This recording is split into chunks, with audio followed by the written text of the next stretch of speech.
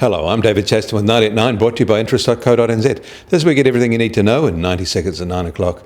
With news, there are early signs of stress in apartment markets on opposite sides of the globe. But first, Wall Street swung into positive territory earlier this morning as Janet Yellen said the Fed should proceed cautiously with its interest rate hikes because inflation is not yet proven durable and there is a backdrop of global risk to the American economy. Other Fed speakers are counselling staying on the rate hike path, however. Meanwhile, the data out today was pretty positive. American consumer confidence jumped in March as optimism about the short-term outlook for their economy rose.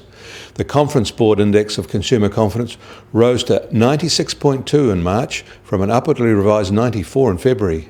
And the S&P Case-Shiller Composite Index of house prices for 20 metropolitan areas in the US rose 5.7% in January on a year-on-year basis, matching the increase the month before and only marginally less than expectations.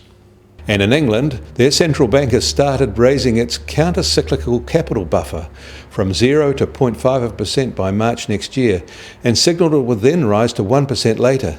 Their objective is to ensure banks can provide lending and other essential banking services in times of financial stress. The move sends a clear signal that they are facing such a threat. In Australia, an independent group of well-connected wise men has said that the country's 8 straight budget deficits and 4 more on the horizon are alarming for a growing economy that's approaching 25 years without a recession. Their solution mirrors that offered by the opposition Labor Party, raising their capital gains taxes and limiting negative gearing. And this comes as worrying signs rise in the Melbourne apartment market, with prices dropping up to 30%. And something similar is maybe happening in Miami, Florida as well. Locally, keep an eye out today for February building consent data, especially for Auckland. In New York, the benchmark US Treasury 10-year yield has slipped in the opening session today and is now at 1.86%. The oil price has also weakened further, is now at $38 a barrel in the US, while Brent is at $39 a barrel, and the gold price starts a little lower too, at $1,217 an ounce.